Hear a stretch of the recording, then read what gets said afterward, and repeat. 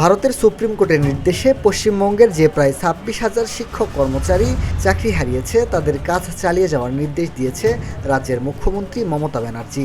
Supreme কোর্টের কাছে তাদের গত সপ্তাহের ওই নির্দেশের ব্যাখ্যাও চাইবে রাজ্য সরকার, এমনটিই জানিয়েছে তিনি। ব্রিটিশ সংবাদ মাধ্যম বিবিসির এক প্রতিবেদনে এসব তথ্য জানানো হয়েছে।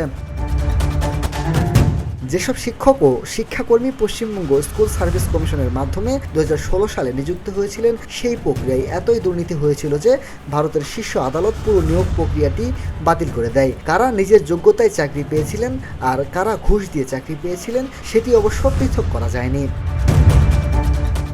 মমতা ব্যানার্জি কয়েক হাজার চাকরিহারা শিক্ষক কর্মচারীদের সঙ্গে আজ সোমবার কলকাতার নেতাজি ইন্ডোর স্টেডিয়ামে এক বৈঠকে বসেছিলেন। ওই বৈঠকে চাকরিচ্যুত শিক্ষকদের প্রতিনিধিরা প্রথমে একটি দাবি সনদ পেশ করে। জবাবে মমতা ব্যানার্জি বলেন, সুপ্রিম কোর্টের ব্যাখ্যা পাওয়ার পর তিনি আগে যোগ্য শিক্ষকদের বিকল্প ব্যবস্থা করবেন।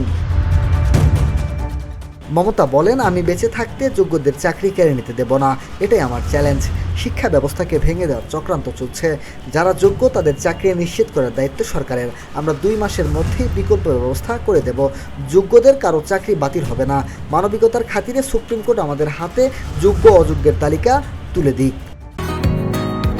বসুন্ধরা, উত্তরা, বনশ্রী, কুড়িল ও বাড্ডা সহ রাজধানীর বিভিন্ন স্থানে অভিজাত ও অত্যাধুনিক মানের ফ্ল্যাট কেনার এক নির্ভরযোগ্য প্রতিষ্ঠান pleasant properties limited.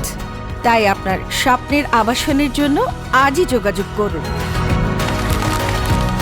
Pleasant properties limited, where destiny matches eventually. যতদিন না সরকার বরখাস্তের নোটিশ পাঠাচ্ছে ততদিন কাজ চালিয়ে যেতে বলেছেন মুখ্যমন্ত্রী। তবে চাকরিহারা শিক্ষকদের অনেকেই মুখ্যমন্ত্রীর আশ্বাসে সন্তুষ্ট হতে পারেনি। মিনহাজুল ইসলাম, ভিওডি বাংলা, নিউজ ডেস্ক।